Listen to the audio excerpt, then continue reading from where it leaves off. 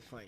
Yafa agudi mu nsam anto ni mire no nsia kase no so emfa emamo. Yende ni nkyeremu okrobia Kumase Asante Kotoko transfer saga. Ne ade afoma Aduana Stars go poacher frontier fana Isaac Mintah etumde sa kwahye krata ase adema Asante Kotoko na frontier sign contract ni bi no osin fat Kotoko ni moja na ne nkoda biam na no start support Kumase Asante Kotoko nti mprempren a wadom timi nso de obeku no ho pa adema Kotoko fans ni nyina. Because easy. Just and I feel be so.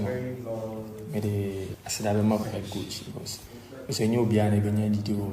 Dear SME and say Didio Yano Mona. Oma de Akunya, Sam Brana, join it. I'll may give you all best. I'm a team Kotoko, so it's me. I couldn't say. But the Missonina, I say, and not Kotoko here. My club, me team, as I'm supporting me collaborating. We be out team, be any say the Isaac Mintah can as well. Yentino, when you are Kunyana Baba joining us, I'm not Kotoko team, so they make sure say, I might try my best. No, maybe say Kotoko Muju. We in summer the new talisman Edema Asante Kotoko Isaac Mintah editu eja na Frempong Manso Mayanga head coach Edema Biberi Gold Stars.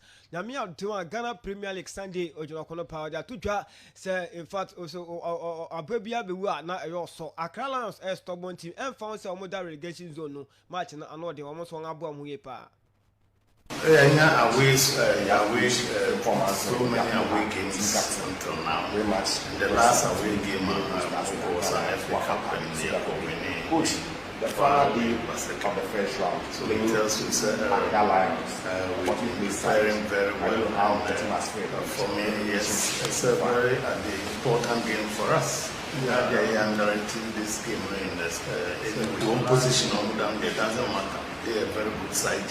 On the ball, with the ball, they are very, very, very strong. They can pass well if you allow them. So for me, they are in great position. So when they just 17th and I say whatever, and then I say and there is a situation. For me, they are very, very strong side.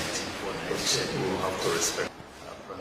We and Sema coach Frempong Manso Eddie Etu Eja na dia say Aduana Stars for Evremo na transfer news no ma sign players pa na Obaka former Dreams FC player Fena Maswal Atta and a former Tamale City and a Hasselhoff defender Yefan Leventius Atta and a BH United and FC Buake the former defensive midfielder Emmanuel Party Wumuna Evremo and so Mukakusi Akai Ediama Aduana Stars inti Usha Infonini na Eja I am Maswal Atta and Emmanuel Party Wumuna Edaso Kama Bibian so Ekoyo Japan near must start official training Ediama Dama Aduana Stars and so Ewa Honti Yenjina we suna Yamfa Agudi Musemu NC Ewo Enumirino Siaka Sienusu Medin Eddie Utegamo fans Timo fans #God can't fail.